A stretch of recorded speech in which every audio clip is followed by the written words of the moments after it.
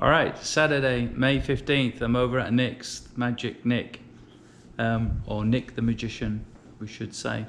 So, going to show you a body update on the sill. So, actually, I'm going to let Nick explain it because we went with something slightly different and basically listened to Monocoque Metals on how best to put the sills in and the stiffening bracket. So we're gonna go over to Nick.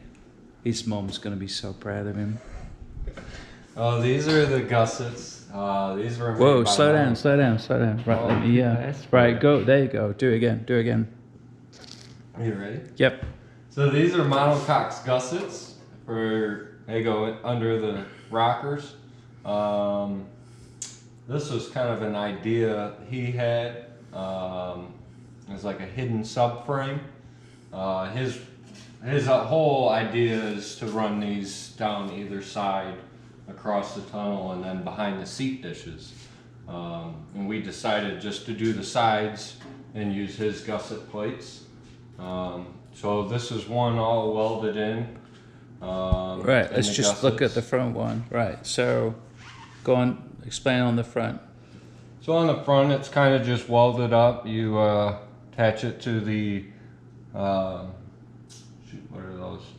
These are the mount brackets for the front subframe.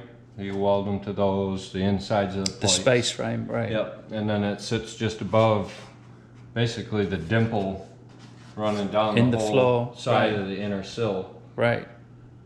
And then this bracket here is the, it's a bespoke piece made by Monocoque. It's totally different to the standard insert. So fundamentally you do that front and then back. All right. So what Nick has done, let's go over to the other side. So this side is totally finished. So what kind of, what did you put on here, Nick? Well, so from the other side, that copper or bronze color that you'd see, that's the weld through primer.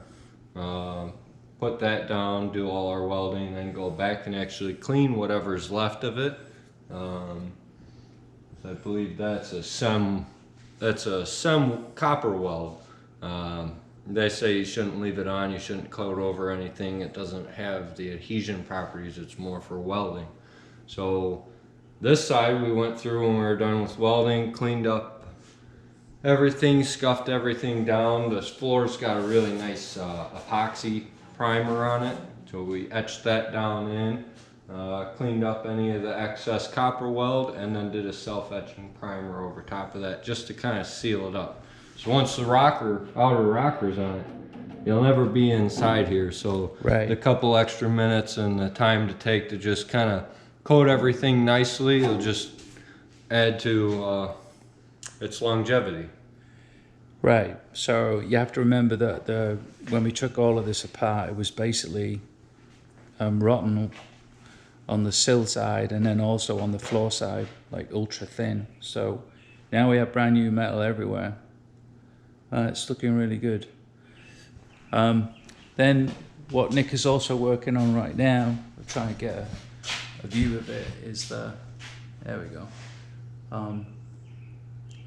He's cut half of the floor out, and we've got a new floor panel in, a complete floor.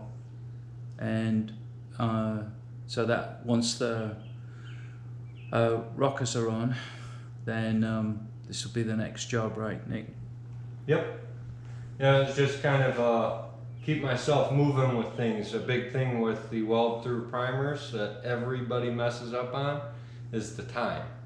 Once you spray it, you gotta let it sit. It's gotta dry, it's gotta do its thing before you go into welding. If you spray it and then jump right into welding, it's spattery, you'll think there's something wrong with the weld through primer. The key is waiting it out. It's like 20 minutes before you can start welding once you spray the stuff. So I'm waiting for that stuff to go. I continue on, and in today's case I decided I was going to start cutting the floor. He's restoring a piece of history. One Nick. piece at a time. Nick the magician. All right, thanks.